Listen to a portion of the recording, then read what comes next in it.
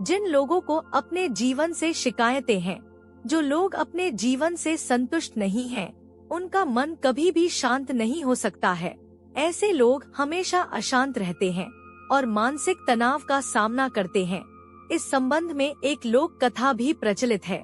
कथा के अनुसार एक गरीब व्यक्ति भगवान की भक्ति करते रहता था, लेकिन वह अपने जीवन से संतुष्ट नहीं था। एक दिन उसके गांव में एक संत पहुँचे। वह गरीब भी संत से मिलने पहुँचा। गरीब व्यक्ति ने संत को अपने सभी परेशानियां बता दी। संत ने उसे एक मंत्र बताया और कहा कि रोज इस मंत्र का जाप करना। संत की बताई विधि से गरीब व्यक्ति मंत्र जाप करने लगा। कुछ ही दिनों के बाद भगवान उसकी भक्ति से प्रसन्न हो गए और उसके सामने प्रकट हुए। भगवान ने उससे कहा कि हम तुम्हारी भक्ति से प्रसन्न हैं।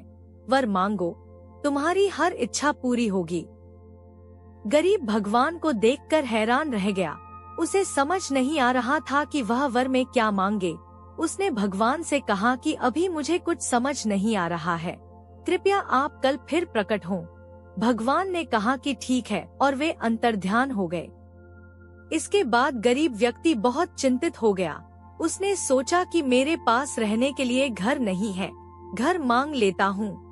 कुछ देर बाद उसने सोचा कि जमींदार बहुत शक्तिशाली होता है, मुझे जमींदार बनने का वरदान मांगना चाहिए। उसने फिर सोचा कि राजा शक्तिशाली होता है, मुझे राजा बनने का वरदान मांग लेना चाहिए। इस तरह के विचारों की वजह से उसे रात में नींद नहीं आई। ऐसे ही पूरा दिन निकल गया। सुबह हो गई, लेकिन उसे समझ नहीं आया कि वर में क्या मांगना चाहिए। तभी वहाँ भगवान फिर से प्रकट हुए।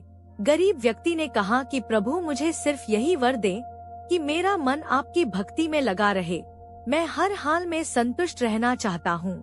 भगवान ने कहा कि तुम अपने से धन संपत्ति भी मांग सकते हो। गरीब व्यक्ति ने कहा कि भगवान, अभी मेरे पास कुछ भी नहीं है, लेकिन धन आने के संकेत मात्र से मेरी नींद उड़ गई। मानसिक तनाव बढ़ने लगा। मुझे ऐसा धन नहीं चाहिए जिससे मेरी सुख शांति खत्म हो जाए। भगवान प्रसन्न हुए और उन्होंने कहा, तुम जैसा चाहते हो वैसा ही होगा।